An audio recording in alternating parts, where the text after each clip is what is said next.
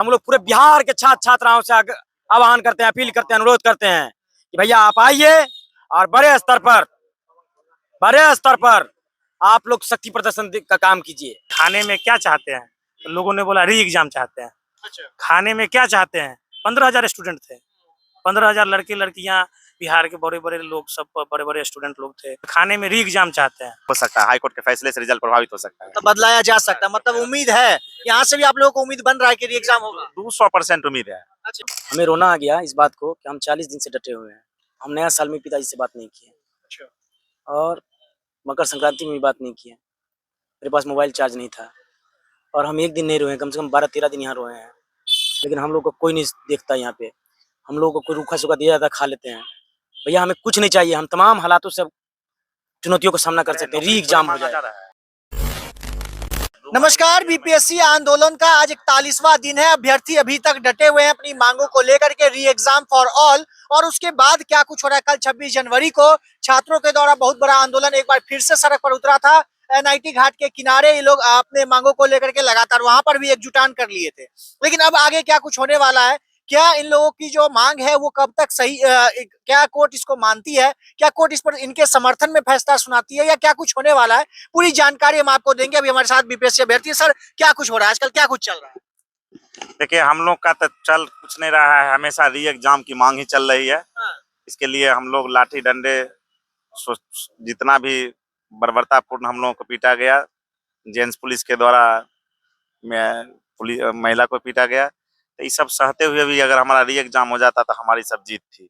लेकिन यह सरकार, हम लोग हमेशा सीएम मुखिया नीतीश कुमार अभिभावक के रूप में उनसे मांग करते रहे, लेकिन ना उनके पक्ष से कोई भी, ना विधायक ना भी कोई सांसद हम लोगों को अथी देने आए। तो हम लोग को आमरण अनशन पर लड़के लोग थे, इस कारण सोच रहे थे जो भी हम लोगों के साथ आते थे विपक्ष के, उनके साथ हम लोग जो भी बोलते न्याय दिलाएंगे तो हम लोग चले जाते थे। लेकिन हम लोगों को शोषित किया गया, सबके द्वारा शोषित करके छोड़ दिया गया। इस कारण हम लोग गर्दनी बाग को ही अब गंगोत्री बनाए हुए हैं और यहीं पर डटे हुए हैं कि जब न्यायालय में भी बात चली गई है। जहाँ तक न्यायालय का सवाल है, जो एक हियरिंग हो चुकी है, 31 को हियरिंग है, उसमें देखिए क्या। हाँ, लेकिन बीपीएससी का तो रिजल्ट भी आ गया। देखिए रिजल्ट उनका यह नाकामी दिखलाता है। जल्दबाजी में रिजल्ट देना, 13 दिसंबर को हुआ था और 4 जनवरी को हुआ था, तो उन्होंने नॉर्मलाइजेशन पहले बोला था, नॉर्मलाइजेशन फिर एफएक्यू में उनका लिखा हुआ था, नॉर्मलाइजेशन फिलहाल नहीं है। रिजल्ट तो आया है, रिजल्ट में कुछ एक नीचे एक लाइन भी लिखा गया, उसके बारे में। हाँ, रिजल्ट यह लिखा गया है, जो न्यायालय हाईकोर्ट में यह केस चला 369 2025 चला है, तो वह लिखा हुआ है जो अगर इससे प्रभावित हो सकता है, हाईकोर्ट के फैसले से रिजल्ट प्रभावित हो सकता है। तो बदलाया जा सकता है, मतलब उम्मीद है यहाँ से भी आप लोगों को उम्मीद बन रहा है कि री एग्जाम होगा। 200% उम्मीद है। अच्छा। 200% उम्मीद है। न्यायालय पर ऑटोनोमस बॉडी है और वह न्यायपालिका जब नरेंद्र मोदी के कॉलेजियस सिस्टम को ध्वस्त कर सकती है, तो यह कौन गली में सरकार है? कोई भी सरकार उसको कर सकती है। तो इसका हाईकोर्ट है, हाईकोर्ट अगर इधर उधर करती है तो सुप्रीम कोर्ट से 200% उम्मीद है हम लोग को न्याय मिलेगा, री एग्जाम होगा। हम लोग री एग्जाम के लिए तैयारी करते हैं। क्या आप क्या कुछ कह रहे हैं? देखिए, हमरा से के एगो शिक्षा सत्याग्रह के जुड़ने के लिए अच्छा, क्यूआर कोड है। क्यूआर कोड लेकर के अब आप लोग बैठे हुए, इसमें क्या, इससे क्या होगा? देखिए, इधर है मुट्ठी है और ये मुट्ठी दर्शाता है, इंगित करता है कि अकेला चना कभी भार नहीं फोड़ सकता है और एकता और में बल है। और एकता और भाईचारा का संदेश देते हुए हम लोग पूरे बिहार के छात्र छात्राओं से आह्वान करते हैं, अपील करते हैं, अनुरोध करते हैं कि भैया आप आइए और बड़े स्तर पर आप लोग शक्ति प्रदर्शन का काम कीजिए, ताकि सरकार हमारे गुहार को सुने और ये समझे कि हम लोग उपद्रवी नहीं हैं, हम लोग गुंडा मवाली नहीं हैं। हम लोग यहाँ पर एक सीरियस छात्र बैठे हुए हैं, सबका रिजल्ट हुआ है, सब बैठा हुआ है और पढ़ने वाले हैं, और हम लोग को पढ़ना लड़ना दोनों काम है। भैया हम लोग शिक्षा सत्याग्रह के मार्ग पर चल रहे हैं, लेकिन बार बार मार खा रहे हैं। सत्य हिंसा के मार्ग पर चल रहे हैं और फिर भी हम लोग मार खा रहे हैं, प्रताड़ित खा रहे, बर्बरता के शिकार हो रहे हैं। भैया आपको तो पता ही होगा, सत्य हिंसा का मार्ग जो होता है बहुत कठिन होता है, सत्याग्रह का मार्ग बहुत कठिन होता है। बापू बहुत कठिन परिश्रम किए, विषम परिस्थितियों का सामना किए, चुनौतियों को सामना किए, और हम लोग भी सामना कर रहे हैं। कितना बदबू है, कितना बास है, कितना पिलवा रेंगता है। रात में हम लोग सोते हैं, सांप है, कीड़ा है, मतलब कि कीड़ा बहुत सारा छुछुंदर आता है, किसी के देर में घुस जाता है, कुछ हो जाता है, रात में हम लोग हड़कंप मच जाते हैं। रात में क्या है भाई, क्या है नहीं है, क्या है? खाने की व्यवस्था नहीं है, रूखी सूखी कोई मिलता है। हम लोग यहाँ पर समझिए कुत्ता भिखमंगा की तरह बैठे रहते हैं। कोई आ गया, कोई कुत्ता भी बैठता है हम लोग के साथ, तो हम लोग उनसे कम नहीं है। मतलब हम लोग का हालात अव्यवस्थित है। यहाँ पर बिजली का सुविधा भी नहीं है, प्रकाश का सुविधा नहीं है, तमाम जो चीज है अव्यवस्थित है। ये गुंडागर्दी, तानाशाही, आवारा लाठीबागी हावी सरकार हम पर हावी हो गया है। और ये देश का जो घटिया विकृत मानसिकता और राजनीतिक समीकरण है, ये लोकतांत्रिक मूल्य को तार तार कर दिया है और संविधान को खोखला और नैतिक मूल्य को पतन कर दिया है। इस बात से सरकार को अवगत होना चाहिए कि शिक्षा के साथ सियासत का शतरंज नहीं होना चाहिए। यदि शिक्षा के साथ सियासत का शतरंज होता है तो उसका तंज और नकेल बुरा प्रभाव पड़ेगा। अब बुरा प्रभाव पड़ेगा तो बार बार पेपर लीक का लिपापोती होता है और खरीद बिक्री का केंद्र बना है बिहार। कभी ये बिहार शिक्षा का केंद्र हुआ करता था, अब ये भ्रष्टाचार का केंद्र बन चुका है। इसका जिम्मेदार कौन होगा? तो बैठे हुए तमाम विधायक, सांसद और मंत्री या कैबिनेट के परिवार होंगे, मुख्यमंत्री जी होंगे। सर आप समर्थन में अभ्यर्थियों के यहाँ पर बैठे हुए हैं, तो क्या आगे की क्या रणनीति तैयार की गई है, आगे क्या कुछ करने वाले? देखिए, हम लोगों की रणनीति बहुत क्लियर और एकदम बहुत स्पष्ट है। बिहार जो है शांति की धरती कही जाती है। बिहार एक चीज़ के लिए और फेमस है, हमारे बड़े बुजुर्ग बोलते हैं कि कुछ लोग सही हैं, अच्छे हैं, इसलिए पूरा दुनिया चल रहा है। तो बिहार अच्छा है इसलिए पूरा दुनिया चल रहा है। जब तक बिहार अच्छा नहीं होगा पूरा दुनिया सही ढंग से नहीं चलेगा। ठीक है, हम लोग जो है 30 तारीख को एक महाजुटान का कोशिश कर रहे हैं। 30 जनवरी को? 30 जनवरी को। अच्छा। और इसमें हम बताना चाहते हैं पूरे देश और दुनिया को कि जितने भी माध्यम हैं, सत्याग्रह भी एक बहुत अच्छा माध्यम है। सत्याग्रह एक यज्ञ की तरह होता है। इस यज्ञ में पवित्रता मिलती है, शुद्धता मिलती है, मनों का विचार शुद्ध होता है। तो कहीं न कहीं अगर मन का विचार शुद्ध हो जाएगा तो कहीं भी पीएससी वाले लोगों का दिमाग आ जाएगा, तो वो एग्ज़ाम को फिर से कंडक्ट करा देंगे, री एग्जामिनेशन का। ठीक है, तो ये सारे चीज़ों पे बात है।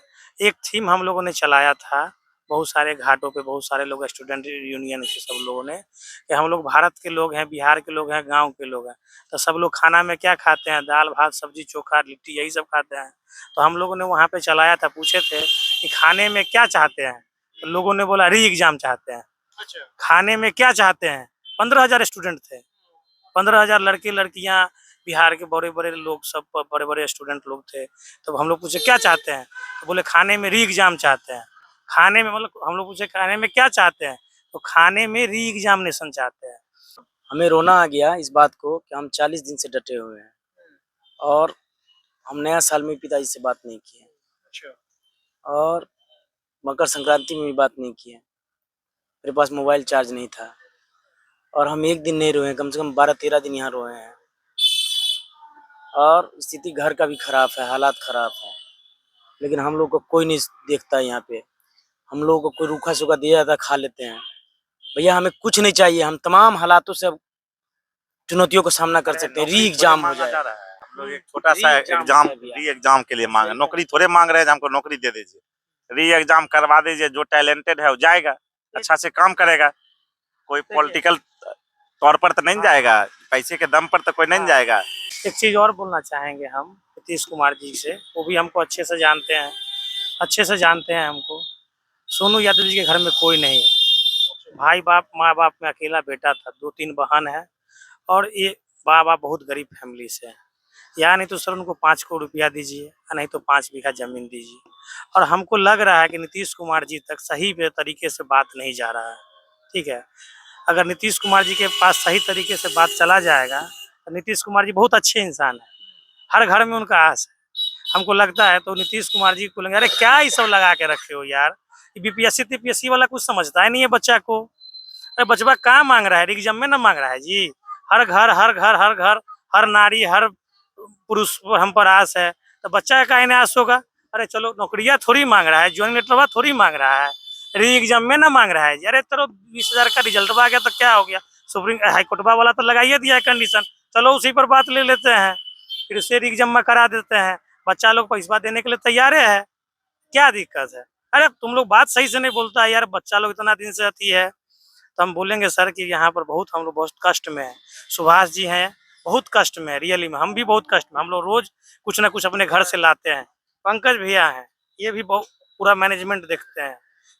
तो हम चाहेंगे एक चीज़ और हम इंक्लूड करना चाहेंगे कि हम लोगों का चप्पल घिस जाएगा लेकिन नीतीश जी पे आस नहीं घिसेगा। देखिए, सरकार कहते हैं युवा शक्ति 7 निश्चय में था ना, युवा शक्ति बिहार की प्रगति, 2-2 7 निश्चय आया है, 0।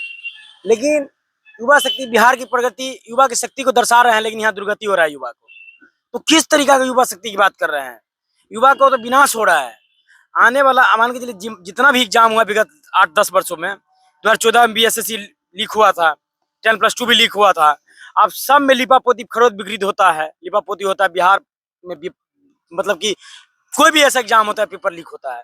तो भाई कैसे हम माने कि आप निष्पक्ष, पारदर्शिता, न्याय संगत, पारदर्शिता के साथ एग्जाम शांतिपूर्ण भाई लेते हैं? मतलब परीक्षा से अभी भी आपकी नाराजगी है, आप लोग 30 जनवरी को एक बार फिर से महाजुटान। हाँ, और हम कहते हैं भैया, अब तमाम दोस्तों से कहते हैं भैया, हमारे आंसुओं को देखते होंगे तो हम आंसुओं के सैलाब में 14 दिन से डूबे हुए हैं, क्योंकि हम बहुत दिन रोए हैं। मेरा बहुत 12-13 दिन भैया के साथ रोए हैं। हम अभी बहुत दिन से रोते हैं, दिल से रुआ जाता है हमको, भावुक हो नहीं, पूरा आंसू रहा है। मतलब हम 40 दिन से यहाँ सो रहे हैं पंकज भाई, हम लोग यहाँ 3-3 4-4 स्टूडेंट ऐसा हुआ कि हम सोए हैं यहाँ पे, और रामांशु सर डेली रहे हमारे साथ। तो हम इस बात से कहते हैं भैया, अवगत करवाते हैं कि हमारे दुख को समझिए, हमारे दर्द को समझिए, हमारे अंदर की आत्मा भावनाओं को समझिए कि क्या युवा शक्ति यही बिहार की प्रगति है? प्रगति यात्रा पर यहाँ दुर्गति हो रहा है। एक चीज और बोलना चाहेंगे, सोनू यादव जी का तो डिमांड है ही, री एग्जामिनेशन का डिमांड है ही। दूसरा चीज ये कि जिस तरह से करप्शन का लोग हम लोग बोलते हैं, बहुत सारा बातें पे चल रहा है, हम लोग नहीं, पूरे समाज के लोग बोलते हैं, गांव के लोग, तो एक ऐसा बिल पास करे ताकि वो जो है, जैसे जैसे corruption one day corruption remove हो सके। चलिए देखिए, काफी लंबा डिस्कशन हुआ और इन लोगों की सीधे तौर पे अभी भी जो इन लोगों की फर्स्ट डे से मांग थी री एग्जाम फॉर ऑल, और आज भी 41वां दिन है, उसके बावजूद अभी भी इनका हौसला कम नहीं हुआ। आज भी अपनी मांगों को लेकर के गर्दनीबाग धरना स्थल पर बैठे हुए हैं। कल 26 जनवरी था, उस दिन भी ये लोग सड़क पर उतर गए थे। एक बार फिर से काफी संख्या में अभ्यर्थी NIT घाट पहुंच गए थे, और आज इन्होंने फिर से एक बार यहाँ से आह्वान किया है कि 30 जनवरी को एक बार फिर से सभी अभ्यर्थी एकजुट होंगे, और उसके बाद वहां से क्या कुछ होगा उसके बारे में भी अपडेट आगे देंगे। बाकी इस पूरे वीडियो को देखने के बाद आप क्या सोचते हैं, प्रतिक्रिया कमेंट बॉक्स में जरूर बताइएगा। मेरा नाम अंकित भारद्वाज है और आप द पब्लिक पॉइंट देख रहे हैं। बहुत बहुत धन्यवाद।